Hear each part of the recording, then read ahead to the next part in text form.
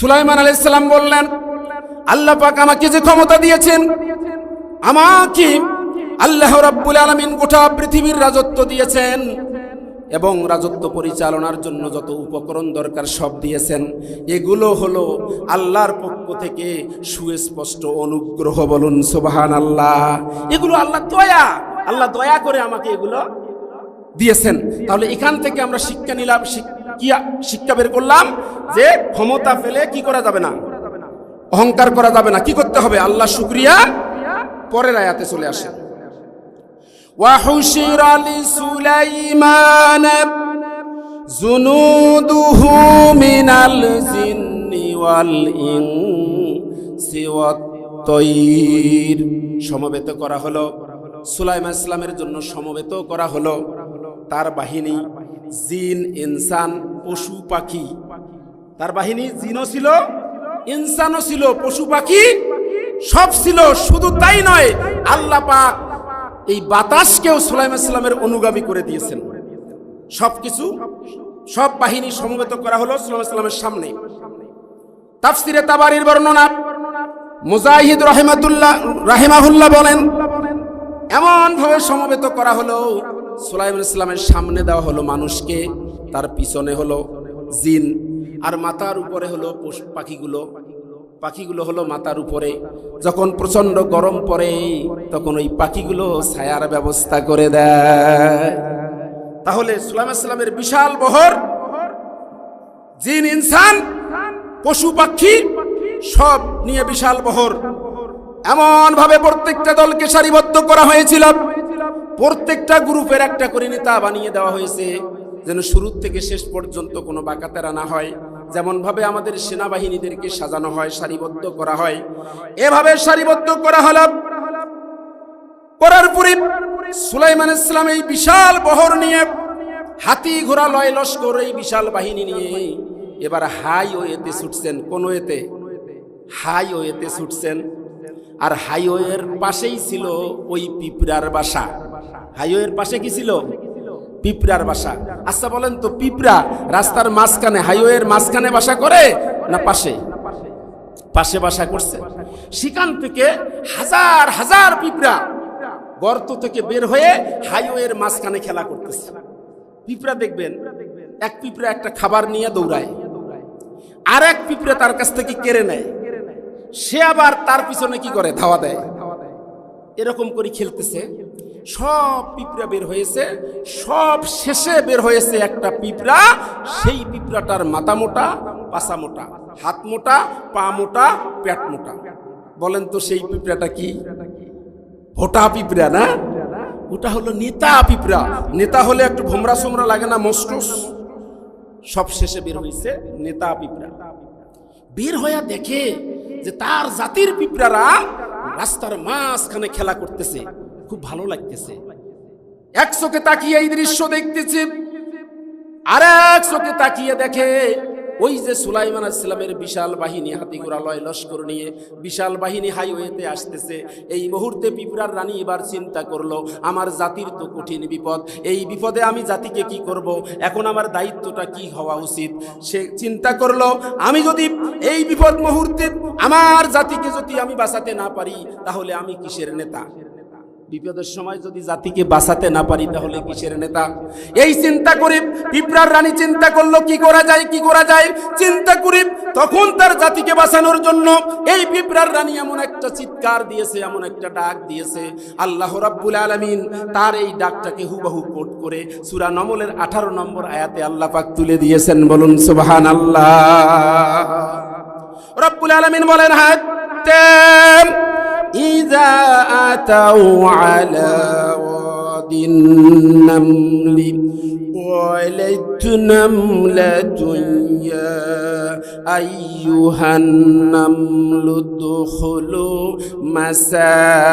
مساكنكم لا يحطمنكم سليمان وجنوده وهم لا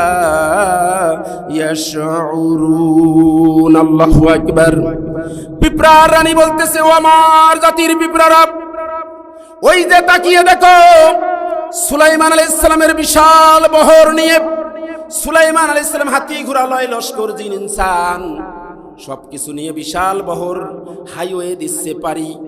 তোমরা আর করো না দেরি, গর্তে লুকিয়ে পড়ো তাড়াতাড়ি। অন্যথায় সুলাইমান আলাইহিস সালাম এবং তার বাহিনীর লোকেরা, তার বাহিনীর পশু পাখি যা আছে সব কিছু তাদের অজ্ঞাত সারে তাদের পিষে, তাদের পায়ের তলায় পিষে তোমাদেরকে দিবে ধ্বংস করি। এই যে ডাকটা দিল পিঁপড়ার রানী, বলেন তো সে নিজেকে বাঁচানোর জন্য না জাতিকে বাঁচানোর জন্য?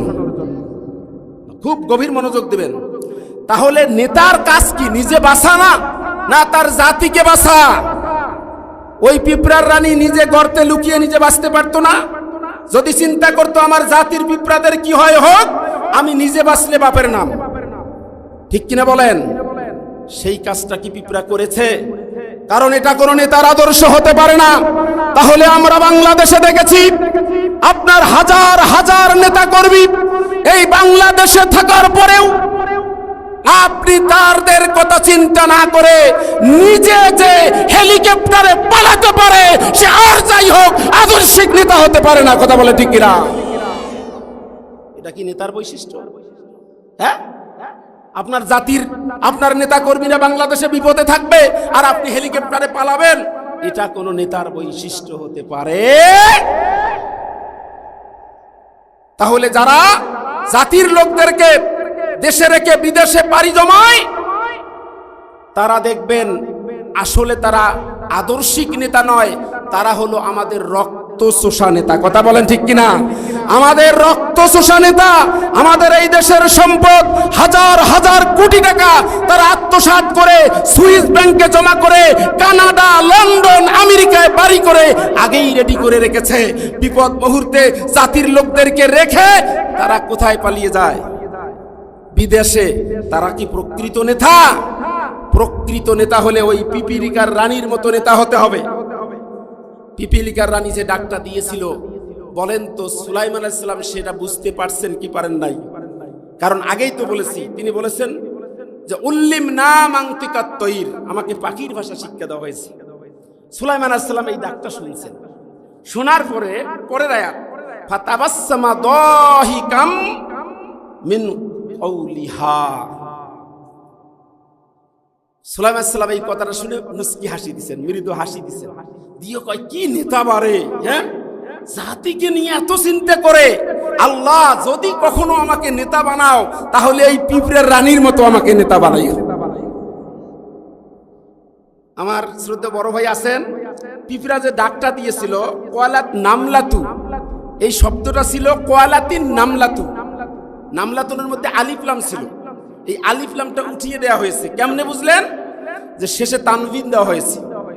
আর আপনারা যারা বুঝেন না এটা, অন্তত এইটা বোঝেন, সেই দিন জাতিকে বাঁচানোর জন্য সব পিঁপড়ারা ডাক দেয় নাই, একটা পিঁপড়া ডাক দিয়েছিল। কথা বলেন ঠিক কিনা? জাতিকে বাঁচানোর জন্য অনেক নেতার দরকার হয় না, উমরের মতো একটা নেতা হলেই যথেষ্ট। কথা বলে ঠিক কিনা? আমার ভাইয়েরা, আজকে যে কথা বলছিলাম পিঁপড়ার কোনো দাম নেই, কুরআনুল কারীম হলেন সবচেয়ে দামি কিতাব। যেই প্রশ্নটার উত্তর বলছিলাম এই তিনটা আয়াতের মধ্যে খুঁজে পাবো। পিঁপড়া যখন এই জাতিকে বাঁচানোর জন্য ডাকটা দিলেন, এই জাতিকে বাঁচানোর ডাক দেওয়া এটা একটা সবচাইতে একটা গুরু দায়িত্ব, কঠিন দায়িত্ব। রব্বুল আলামিন পিঁপড়াকে ডাক দিয়ে বলেন, ও পিপিলিকার রানী শোনো,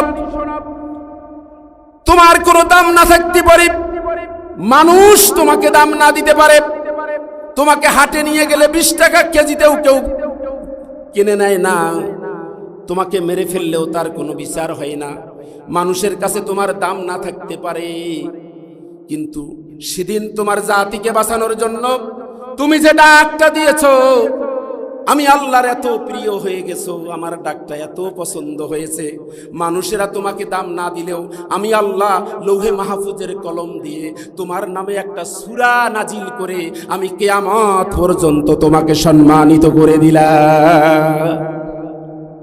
তাহলে এত দামি কিতাবে পিঁপড়ার নামটা কিসের কারণে আসছে? জাতিকে বাঁচানোর ডাক দেওয়ার কারণে, ঠিক কিনা বলেন?